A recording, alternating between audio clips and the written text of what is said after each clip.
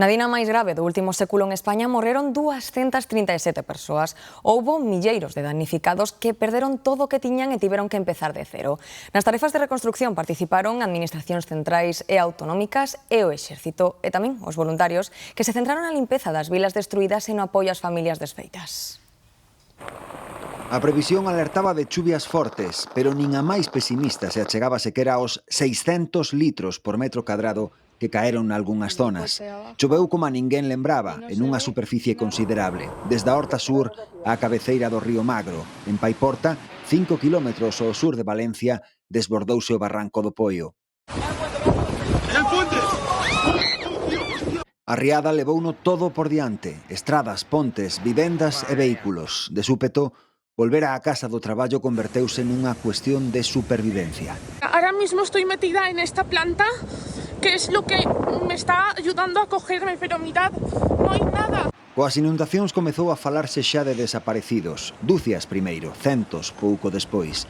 As redes sociais fervían cos relatos de algúns rescates imposibles, pero a traxedia era descomunal. Yo lo estoy buscando desde anoche. Estoy buscando a mi hijo desde ayer. 229 vidas arrebatadas pola gota fría que non se puideron contabilizar ata varias semanas despois, porque, mentre sobre o terreo se buscaba os desaparecidos, España enteira se mobilizaba. De súpeto, todos éramos Valencia, un caos infinito onde a axuda despregada pola Axencia Galega de Emerxencias foi moi ben recibida. Responder a ese cariño, pois de algún xeito, e ese xeito mellor que podemos facer que, lóxicamente, botarles unha mano a chique e alivialos pois, todo este sufrimiento que considero que está un pesadelo para eles. Mención especial para a xente nova, que deu un exemplo de solidariedade, coraxe e organización que podemos resumir nos nomes de outros 3 galegos, Denís, Aarón e Ismael. Desde que llegamos aquí, llevamos aguantándonos las ganas de llorar todo el rato, ya no podemos más.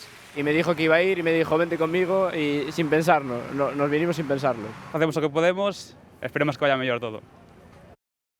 Outra longa xornada de busca de desaparecidos, tamén de retirada das toneladas e toneladas que hai de refugallos, pero queda moito. Foron días complicados. Tenemos el garaje inundado hasta arriba. E a Televisión de Galicia estivo sobre o terreo para contar todo o que estaba acontecendo na comunidade valenciana. Isto é o primeiro que atopamos ao chegar a Paiporta, centos de vehículos apilados. En Paiporta, no mesmo epicentro da traxedia, ali houbo 56 mortos. Os nosos compañeiros ofreceronnos imaxes da destrucción. El río El Barranco pasa justo por el medio, arrasado. Acompañamos os equipos de emerxencia que chegaron de Galicia tamén en Alfafar. Retirar vehículos dos garaxes é unha actividade que vemos se repite nestes últimos días, unha acción moi necesaria. Diante das cámaras da Galega, os cidadáns valencianos foron contándonos como estaban a vivir eses días. Le dije, Eloy, está cayendo el fin del mundo. Estamos abandonados, Mucho miedo, la verdad.